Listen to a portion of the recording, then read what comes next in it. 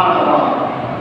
সবাই তো হাজির, আমি একটা হাদিস আপনাদেরকে আমি শোনাচ্ছি, যে হাদিসটা আমাদের জন্য আজকের এই বর্তমান পরিস্থিতিতে খুবই আমাদের জন্য জরুরি। মিকদাদ বিন আমর তিনি রাদিয়াল্লাহু তাআলা আনহু, যিনি একজন সাহাবী ছিলেন এবং বদরের যুদ্ধের মধ্যে তিনি অংশগ্রহণ করেছিলেন।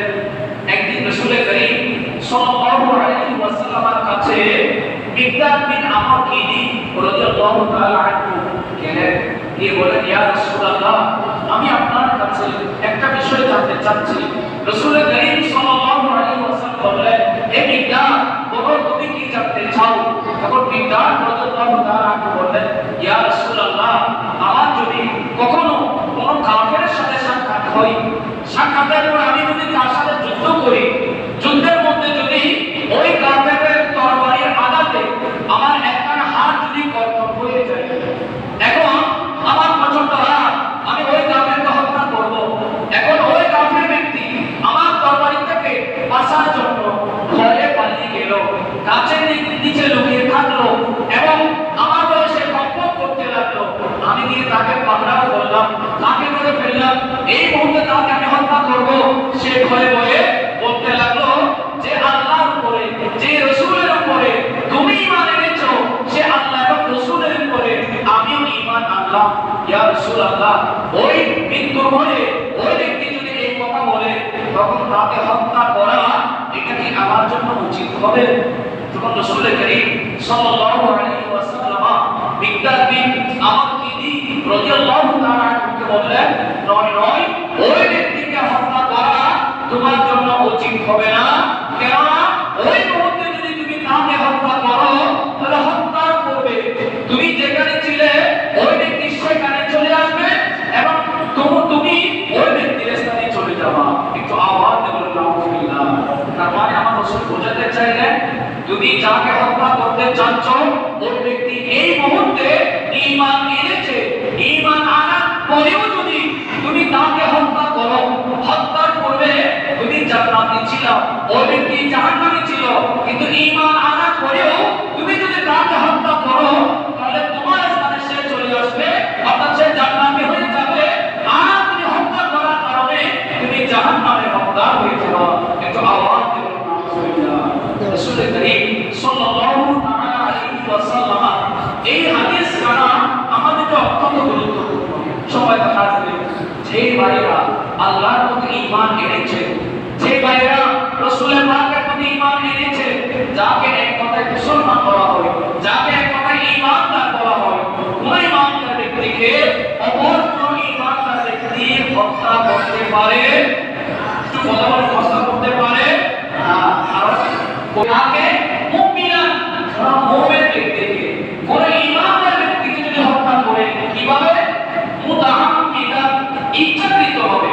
ইচ্ছাকৃতভাবে যদি কোন ঈমানদার বান্দা অপর কোন ঈমানদার বান্দাকে যদি হত্যা করে, আমার আল্লাহ বলছেন ফাজাযাউহু জাহান্নাম, তবে যিনি হত্যা করেছেন তার স্থান জাহান্নামের মধ্যে হয়ে যাবে। তার স্থান কোথায়? জাহান্নামে। এটা বদলা হিসেবে, এটা জাযা হিসেবে। কতদিনের জন্য?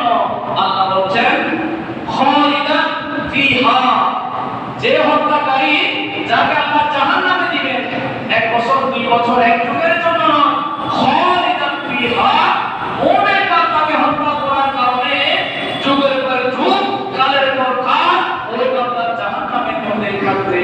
একটু আওয়াজ দিয়ে বলুন নাউজুবিল্লাহ। শুধু তাই নয়, ওয়াদাল্লাহু আলাইহি, যিনি হত্যাকারী তার প্রতি আমার আল্লাহ রাগান্বিত হন। কেন তুমি একজন মুমিন বান্দাকে হত্যা করলে? কেন তুমি একজন মুমিন বান্দার প্রতি অস্ত্র ধারণ করলে? এই জন্য আমার আল্লাহ ওই ব্যক্তির প্রতি লানত করেন।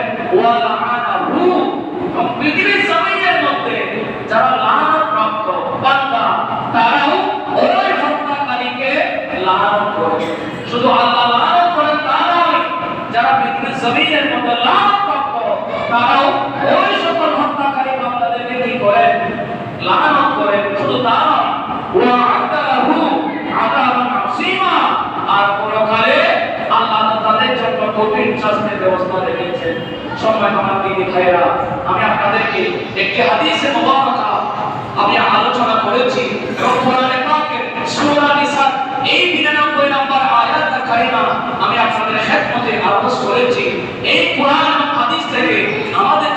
সেটা হচ্ছে কখনো কোন মুসলমান বান্দা অপর কোন মুসলমান বান্দার প্রতি অস্ত্র ধারণ করতে পারে? একটু কথা বলতে পারে না।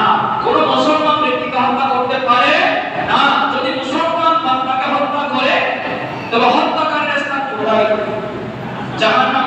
হত্যাকারীর স্থান কোথায়?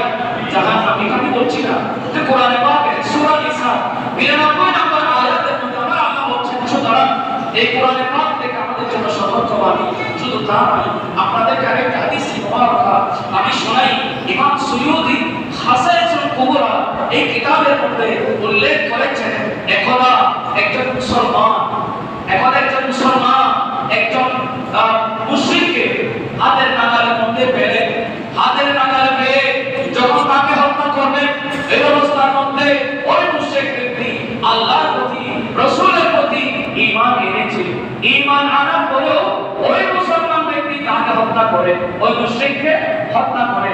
হত্যা করার পরে ওনার মনের মধ্যে কেমন জানি লাগলো যে আমি কি করলাম, এই ব্যক্তিটা এই মুহূর্তে ঈমান এনেছে, ঈমান আনার পরেও আমি তাকে হত্যা করলাম।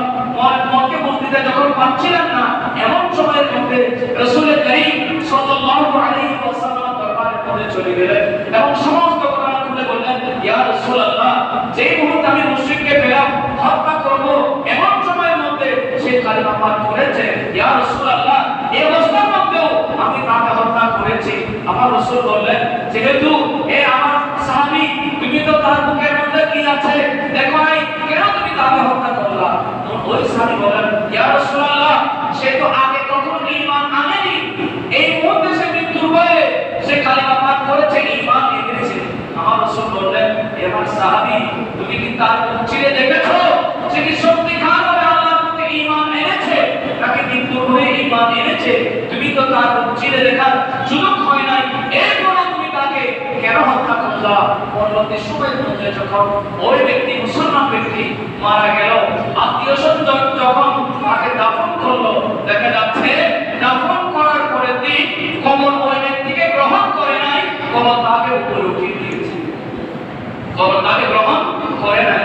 এই অবস্থার মধ্যে ওই ব্যক্তির আত্মীয়স্বজন রাসূল করিম সাল্লাল্লাহু আলাইহি ওয়াসাল্লাম দরবারে গেলেন, গিয়ে বলেন, ইয়া রাসূলুল্লাহ, আমাদের অমুক ব্যক্তি তিনি তো মৃত্যুর পর আমরা খবর দিয়েছিলাম, দাফন করেছিলাম, কিন্তু দেখা যাচ্ছে কবর তাকে বের করে দিয়েছে। আমার রাসূল বলেন, আবার তাকে দাফন করো।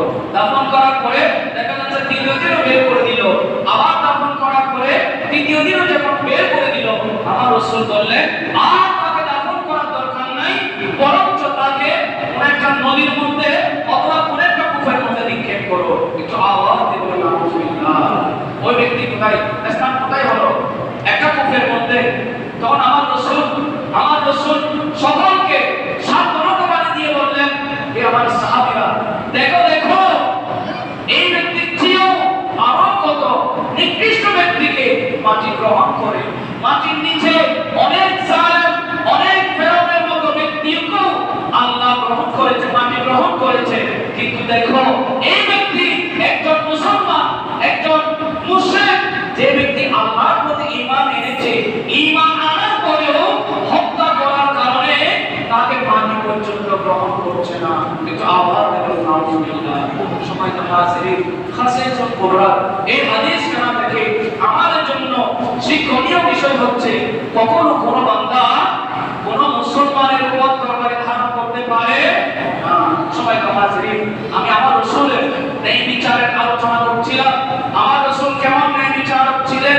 একদা মাখসুম গোত্রের একজন মহিলা, সম্ভ্রান্ত বংশের মহিলা, তিনি চুরি করলেন।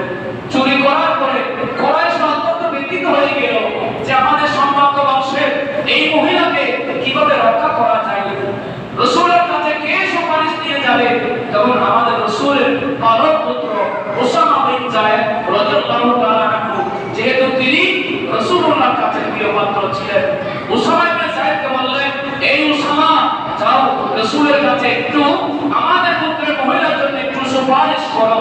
উসামা বিন যায়েদ রাদিয়াল্লাহু তাআলা আনহু রাসূলুল্লাহর দরবারে গেলেন, যাওয়ার পরে বললেন, ইয়া রাসূলুল্লাহ, ইয়া রাসূলুল্লাহ, মানসুর পুত্রের একজন মহিলা চুরি করেছে, তারা আপনি রাসূলের কাছে আবেদন জানিয়েছে, আপনি যেন তাকে ক্ষমা করে দেন। আমার রাসূল অত্যন্ত রাগান্বিত হয়ে গেলেন, অত্যন্ত রাগের মধ্যে চলে আসলেন। তখন উসামা বিন যায়েদ রাদিয়াল্লাহু তাআলা আনহুকে বললেন, হে উসামা, তুমি কি আমাকে আল্লাহর একটি আদেশের বিরুদ্ধে, আল্লাহর একটি হুকুমের বিরুদ্ধে আমাকে দাঁড় করাচ্ছ? আমি কি আল্লাহর আদেশকে লঙ্ঘন করতাম? শুনে রাখো, মানসুর পুত্রের মহিলা নয়, বরঞ্চ আমি রাসূলের কন্যা ফাতিমা যদি চুরি করত, ফাতিমা যদি শরীয়ত বিরোধী কোনো কাজ করত, আমি রাসূল আমার কন্যা ফাতিমার হাত পর্যন্ত আমি কেটে দিতাম। সুবহানাল্লাহ। আমার রাসূল শুধুমাত্র বাহিরের মধ্যে এই বিচার প্রতিষ্ঠা করেছেন তা নয়, বরঞ্চ আপন কন্যাকে পরে বলেছেন, আমার কন্যাও যদি চুরি করত, ফাতিমা আমি তার হাত পর্যন্ত কেটে দিতাম। তাহলে রাসূল কারীম সাল্লাল্লাহু তাআলা আলাইহি ওয়াসাল্লাম আমাদের জন্য কি আদর্শ রেখে গেলেন, যে নিজ ঘরের মধ্যে পর্যন্ত আমার রাসূল কি করেছেন, যে কথা বলেন ন্যায় বিচার প্রতিষ্ঠা করেছেন। আজ আমরা সেই রাসূলের ন্যায় বিচার আমরা আজকে না জানার কারণে, না মানার কারণে আমরা আজকে লাঞ্ছিত অপদস্থ হচ্ছি পৃথিবীর জমিনে। কথা বলেন ঠিক কিনা? বদরের যুদ্ধের মধ্যে অনেক বন্দীদেরকে আনা হলো বন্দী, তো তাদেরকে যখন মুক্তিপণ দিয়ে ছেড়ে দেওয়া হচ্ছিল, সাহাবায়ে কেরাম যার যেমন অপরাধ অনুযায়ী মুক্তিপণ দিয়ে ছেড়ে দিচ্ছে।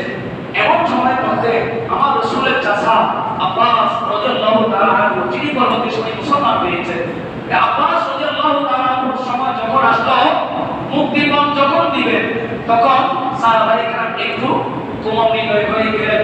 যেহেতু রাসূলুল্লাহ চাচা, সাহাবায়ে কেরাম রাসূলের কাছে আসলেন, এসে বললেন, ইয়া রাসূলুল্লাহ, আমরা তো অনেকগুলো কুরাইশের কাছ থেকে মুক্তিপণ নিয়েছি, কিন্তু এখন আমাদের সামনে যিনি এসেছেন তিনি তো আপনি রাসূলের চাচা, আমরা কি ওনার কাছ থেকে মুক্তিপণ কিছুটা কমিয়ে দেব?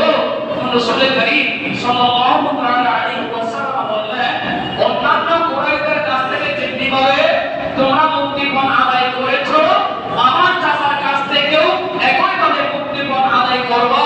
একটা দেখাবো আমার রাসূলের কাছ থেকে তোমরা কম দিবা না। সুবহানাল্লাহ।